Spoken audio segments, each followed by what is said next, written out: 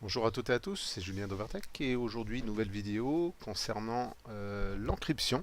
Donc dans la première vidéo on avait vu les différents services de cloud bien connus comme Google Drive, Dropbox, OneDrive, Co. Un autre point qui est important pour certaines personnes en fait dans ce genre de cas là surtout quand on met ses données sur un cloud ailleurs que chez soi, c'est la possibilité de les sécuriser également par l'encryption. Donc, en quoi ça consiste? En fait, c'est que ça permet comment dire, brouiller les données. En fait, c'est simplement dit, en utilisant un mot de passe, si possible assez complexe, qui va donc servir comme phrase de passe pour créer l'encryption du fichier. Donc, à peu près tous donc fonctionnent de la même manière. Il y a donc aujourd'hui depuis d'ailleurs un petit moment, l'encryption AES 256 qui est un standard donc, qui est utilisé à partir du mot de passe que vous aurez choisi. Et ensuite, donc, vous avez le choix entre, comme d'habitude, des dizaines de services différents. Et donc, on va en voir trois d'entre eux aujourd'hui. Deux qui sont utilisable avec normalement tous les services de cloud disponibles et un spécifiquement pour Dropbox. Donc le premier c'est Encrypted Cloud. Donc lui fonctionne de la manière suivante, vous l'installez sur votre ordi et il va rajouter dans son dossier tous vos services de cloud qui existent sur l'ordi. Si vous avez par exemple Dropbox, OneDrive, Google Drive ou autre, il va les rajouter là-dedans, mais au départ, il ne les encrypte pas, hein, donc il les range simplement ici pour les trouver plus facilement. C'est vous après qui choisissez d'encrypter ou non des fichiers ou des dossiers. Donc en faisant un clic droit et en cliquant sur la partie Make Private. Donc normalement il devrait y avoir une version française il me semble, pour ceux qui sont un petit peu allergiques à l'anglais. Et donc seulement à ce moment-là, donc vous pourrez encrypter le fichier avec donc le mot de passe choisi au préalable à la création du compte. Parce qu'au moment où vous allez installer le programme, il vous demandera de créer le compte hein, avec une adresse et un mot de passe. Donc choisissez bien ce mot de passe. Et surtout, donc un point très important, quand on choisit d'encrypter ces données, le plus important c'est que le mot de passe, vous devez tout le temps vous en souvenir. C'est vrai qu'avec le nombre de comptes aujourd'hui qu'on peut se créer un peu partout sur Internet, ne plus se souvenir d'un mot de passe, surtout quand on l'utilise pas souvent, c'est assez courant. Hein. Par contre, dans le cas d'un service d'encryption, vous allez être obligé de vous en souvenir. On va y revenir un petit peu plus tard. Donc, pour Encrypted Cloud, donc, une fois que vous avez choisi d'encrypter des données, donc même quand ces données vont se retrouver sur les services de Drive, elles seront également encryptées dessus. Donc vous avez d'ailleurs leur cloud qui permet de lier vos comptes de cloud. Vous voyez 5 ici qui sont disponibles, mais vous pouvez en rajouter, comme vous voyez ici. Et donc une fois que c'est lié, vous pouvez avoir accès directement depuis ici à tous les contenus que vous avez encryptés sur vos clouds divers et variés.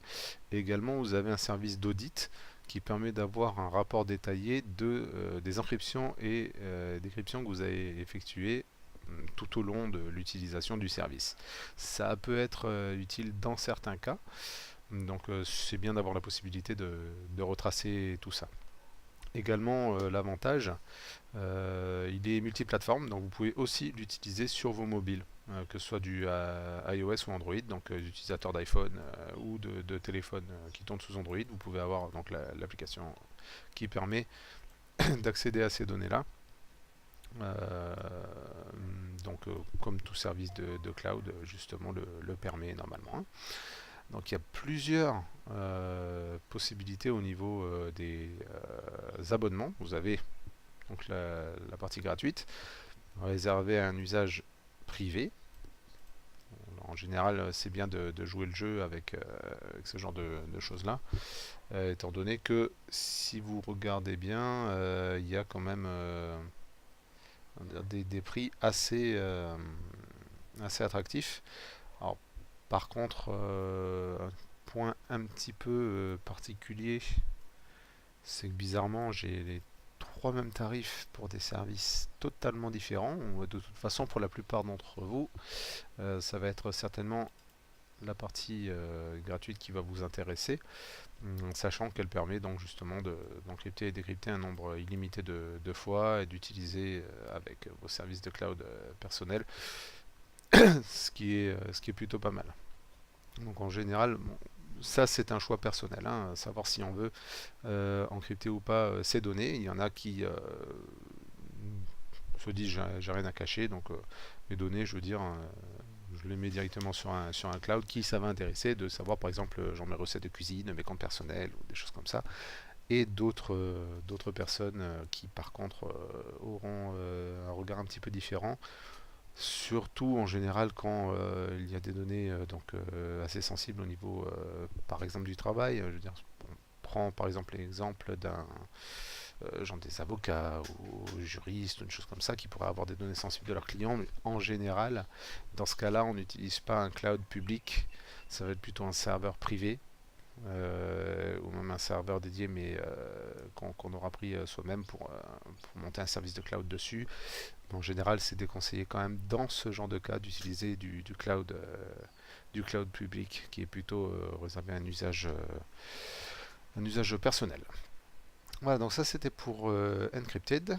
Donc le deuxième qui lui au départ était plutôt spécifique à Dropbox mais s'est étendu aux autres services de cloud, c'est Boxcryptor.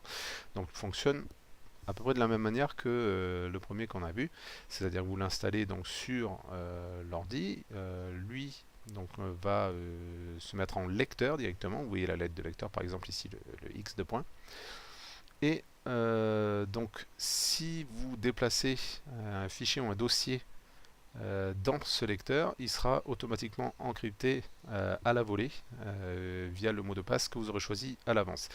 Sachant d'ailleurs que pour Encrypted aussi, si vous aviez encrypté un dossier, quand vous mettez un fichier dedans ce dossier, il sera aussi encrypté à la volée, hein. Donc ça c'est un point que j'ai omis de préciser tout à l'heure. Donc vous avez une extension .bc qui se met en place sur les fichiers encryptés. Donc pour bien les différencier.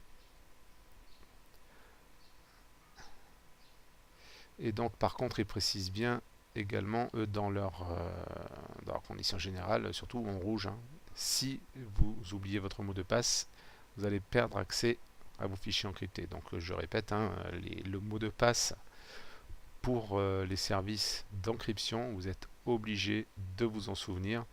D'ailleurs, si vous regardez ici dans leur prix et caractéristiques, bon, il y a la partie gratuite, hein, toujours, qui permet le chiffrement ES 256, le partage, les applications mobiles, puisque c'est toute l'utilité du cloud aujourd'hui, c'est de pouvoir avoir accès de partout. Par contre, pour aucun des services, même d'abonnement, vous n'avez de réinitialisation de mot de passe, hein. Ça va totalement à l'encontre du principe de sécurisation par encryption. Si vous pouviez réinitialiser le mot de passe comme bon vous chante, hein. Donc ça c'est pas du tout disponible. Donc le troisième et dernier service d'encryption pour du cloud, lui, il est réservé à Dropbox. Donc, si vous n'êtes pas utilisateur Dropbox, celui-ci ne vous intéressera pas.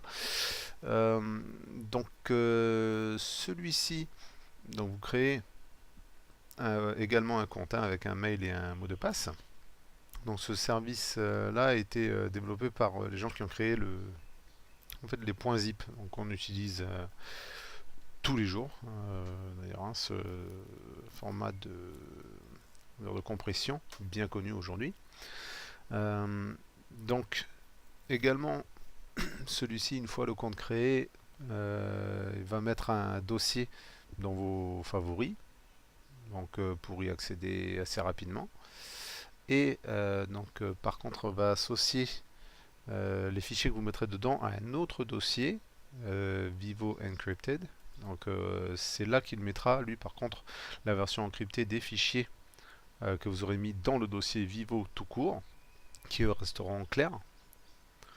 Et donc il va rajouter un petit peu à la manière de celui qu'on a vu tout à l'heure, Boxcryptor, il va rajouter une extension .vivo derrière les fichiers qui sont dans le dossier Vivo Encrypted. Et ce sont eux qui vont être synchronisés avec le service directement de Dropbox. Donc il sera encrypté. De toute façon, tous les trois c'est pareil. Ils sont encryptés d'abord sur votre ordi et ensuite envoyés au service de cloud. Donc c'est là que c'est très intéressant, c'est que même eux ne sont pas censés pouvoir accéder à ces données-là.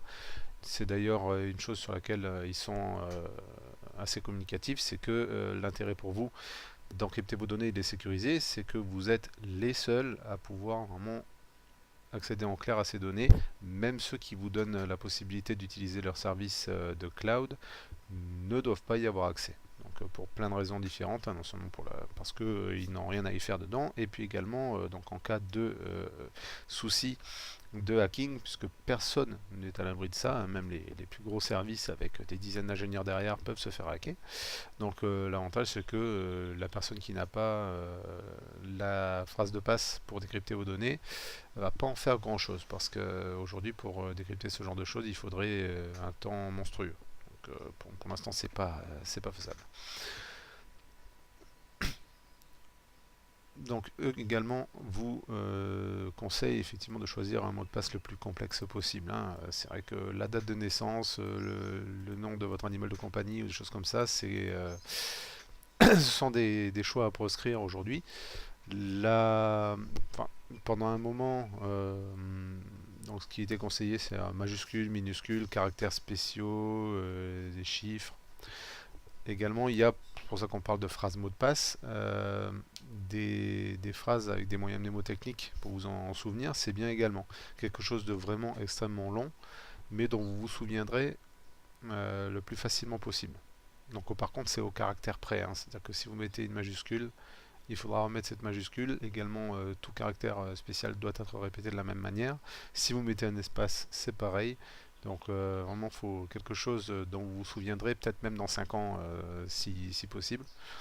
Parce que ce genre de choses-là, justement, vous pouvez très bien les encrypter, les mettre de côté aujourd'hui, mais ne pas les utiliser pendant un long moment.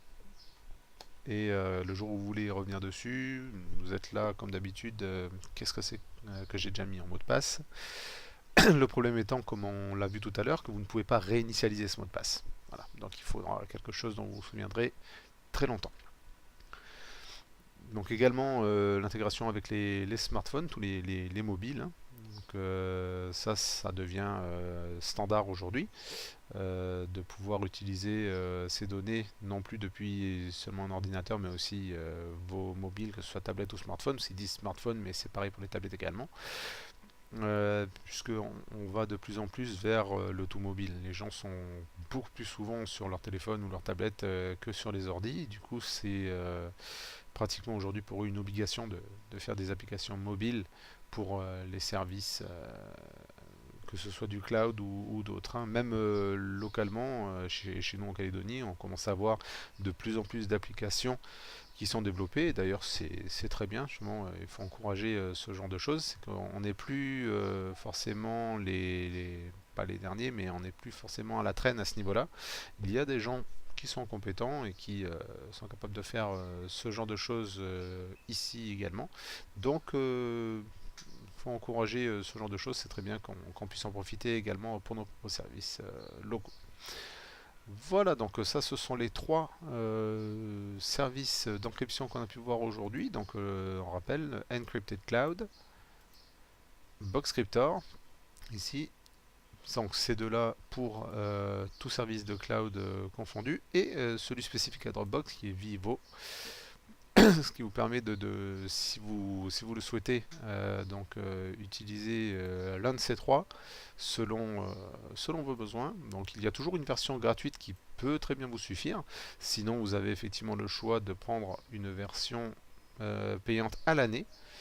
C'est pas franchement prohibitif, hein, comme tarif, hein. Si vraiment vous avez besoin des options qu'il propose avec ces services payants. Et comme toujours, vous pouvez très bien vérifier sur internet d'autres services de cloud si vous voulez peut-être avoir encore un peu plus de choix. Donc ces trois-là sont assez intéressants, mais il en existe d'autres. Donc comme toujours, on vous invite à vérifier ce que proposent d'autres services et voir si peut-être un autre vous conviendrait mieux que ces trois-là possiblement. Voilà, merci beaucoup d'avoir regardé cette vidéo. Si ça vous semble utile d'avoir de temps en temps des vidéos qui présentent certains services ou peut-être des trucs et astuces, comme on aimerait bien en faire de temps en temps pour des choses simples que tout le monde devrait pouvoir arriver à faire soi-même, sans forcément devoir passer par un service technique à chaque fois, pour des commandes peut-être de tous les jours. Mettez des likes, des commentaires, ça nous encourage en fait à poursuivre ce type de vidéo de plus en plus pour justement vous apporter notre aide et le maximum d'informations possible comme donc on souhaite le faire de plus en plus. Et par contre pour évidemment d'autres cas plus complexes, que ce soit pour particuliers, professionnels, associations, institutions, on est là pour répondre à vos questions, vous dépanner, également faire votre maintenance régulière. Donc vous pouvez nous joindre par différents biais que vous pourrez voir sur soit notre page Facebook Overtech NC, sur notre site www.overtech.nc ou en nous contactant par téléphone au 78 14 58 ou sur info@overtech.nc. Merci beaucoup d'avoir suivi cette vidéo et à très bientôt.